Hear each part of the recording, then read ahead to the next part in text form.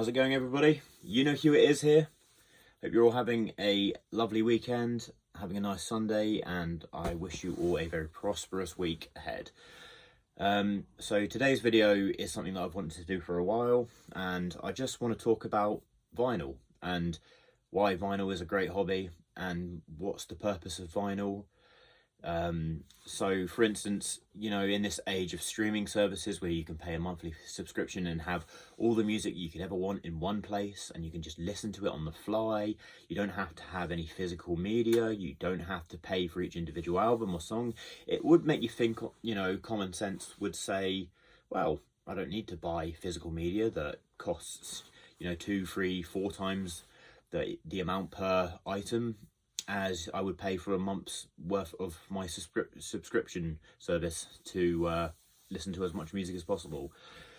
But the reason why I think vinyl is such a great hobby and why I've done it for so many years and amassed a collection of around 550 albums, give or take, and why I've sunk so much money into it and why I continue to do it, even though I listen to music when I'm at work and when I'm driving on my streaming service. In fact, when I'm discovering new music, you know, most of the time that's on the streaming service.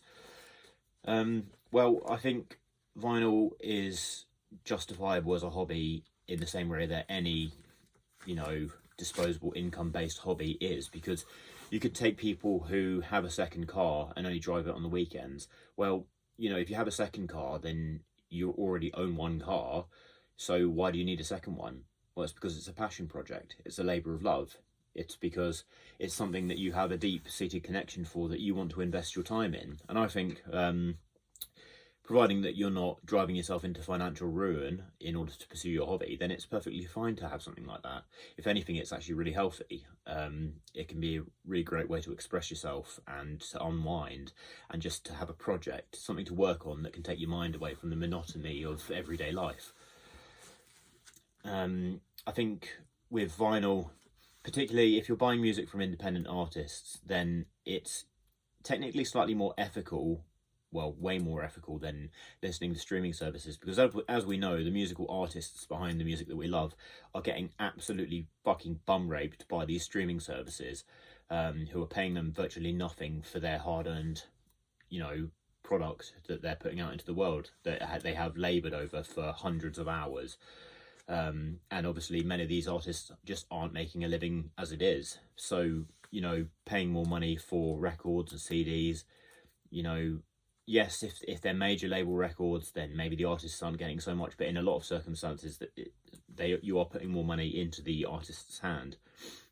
I think the most important thing for me about vinyl is the idea of music as an activity. So when I was growing up, I would often flick through my dad's gigantic CD collection and find something that took my interest and put it on, and you know, I'd really sit there and focus on what I'm hearing. Or I can remember going into my sister's room and she'd had the latest CD of a band that she'd shown me, and you know, I remember that being a really exciting time, you know, like going to the cinema, like, you know, you've got this new music and it's going to be epic and you can't wait to hear it. I feel like in the sort of streaming era that whole idea of music as an activity is somewhat lost, but by buying physical media, particularly vinyl, you're reinforcing that activity. And it's so great to see that vinyl sales are at a near all-time high, and that, you know, so many people are enjoying this hobby and getting so much love from it.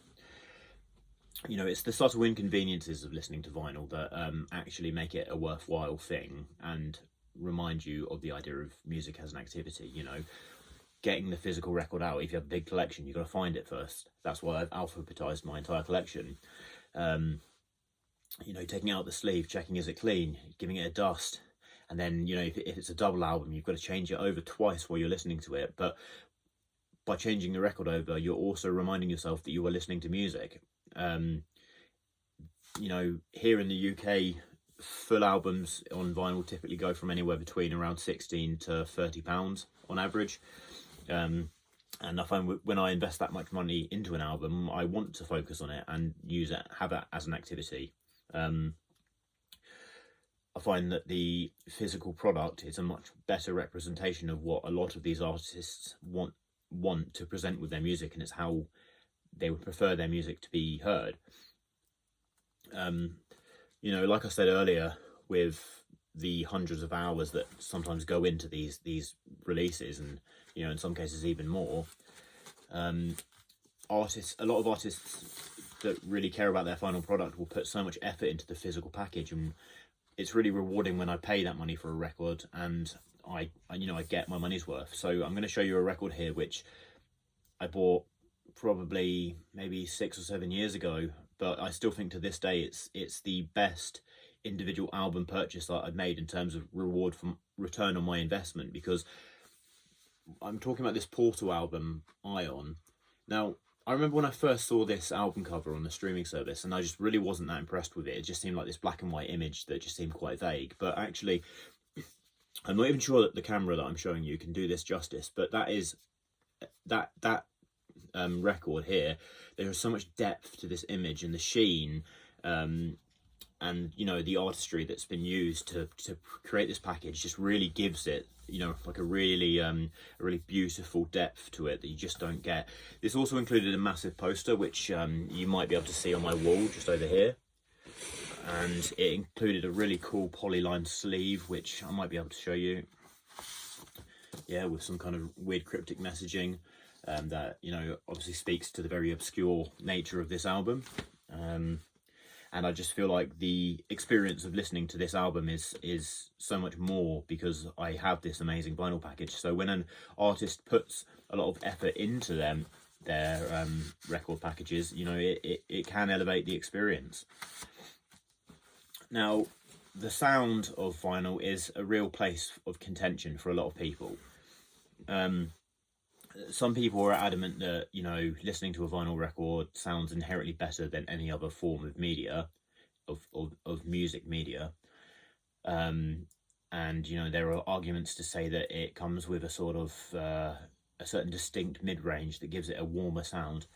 In my opinion, no. I actually think that the most foolproof way to listen to good quality music is to listen to a CD.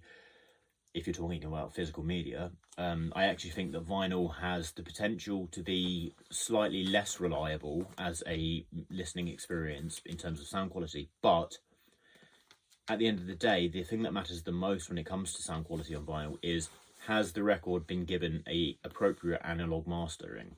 So vinyl is obviously an older technology that has been repopularized, and it is an analog technology versus CD and streaming services which are digital.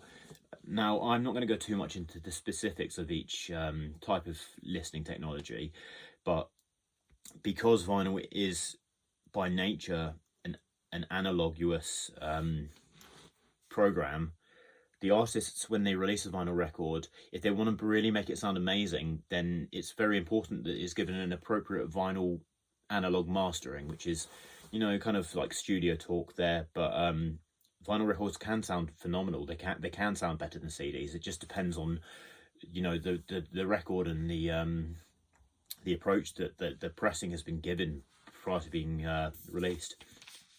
My Swans collections are a great example of this. So I have a lot of albums by the no wave band Swans, and Michael Girard is very obviously intent on giving each release, whether it's the CD or the streaming or the vinyl, he's very keen on making sure that has been mastered correctly to the best ability that he can, so that he's delivering what he can with that particular form of media. So that's enough talking about the sound of the format. I just think there's another thing you could argue is that vinyl is in some respects also a store of value. So I think if you're going to collect vinyl, it's very important that you're keeping it out of direct sunlight and you're keeping your records stored in some units. I have my trusty wooden units behind me that I keep all my records in. I dust them down whenever I clean my house, and I make sure that my records are cleaned when I haven't listened to them in a while. Obviously, they're out of the way where they could be knocked by anything. This is all stuff that can degrade the thing, and also if you ever plan on selling your records, that will devalue them. You know, I think a lot of people have this image of people who collect vinyl and having this really old beaten up bookshelf full of records that just look like they've been played a million times and just been thrown about.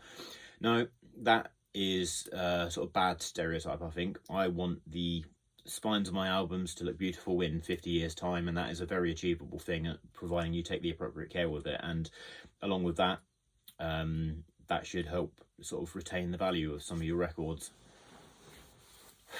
I think, you know, that's just about everything that I wanted to talk about today. It's just a little rant that I wanted to go on about my hobby. You know, I have a few other hobbies that are kind of not necessities, but you know, it's a passion project. All my guitar gear, my football shirts, these are things that I don't need, but you know, I'm not taking myself into financial ruin, and it's a labour of love, and it's a passion project, and it's an extension and an expression of myself. And the more the years go by, you know, the more I've got to appreciate in terms of the time that I've invested into these hobbies. Because the good thing about vinyl in particular is that it, you know, providing you sort of take similar steps to what I previously mentioned, it's a hobby that you can take with you for life. You know, this Portal record, I'm hoping that it will be good to listen to in 30, 40 years time. And the same goes for my other record. Yeah, so with a physical media, you know, you are getting potentially an investment for life. Obviously records can degrade, but I don't tend to listen to the same record over and over and over and over again as much as I did when I was starting out, purely just because I have more to listen to, but also I find that I kind of like to break up my listening quite a lot more, even though if I am completely obsessed with an album. So yeah, guys, that's a little rant I wanted to go on today. I hope you're all doing well. Like I said at the beginning of the video, as per usual, make sure you hit the like button, subscribe, watch my other content. I've got more videos in the works for you guys. As always, you're the best. You know who it is.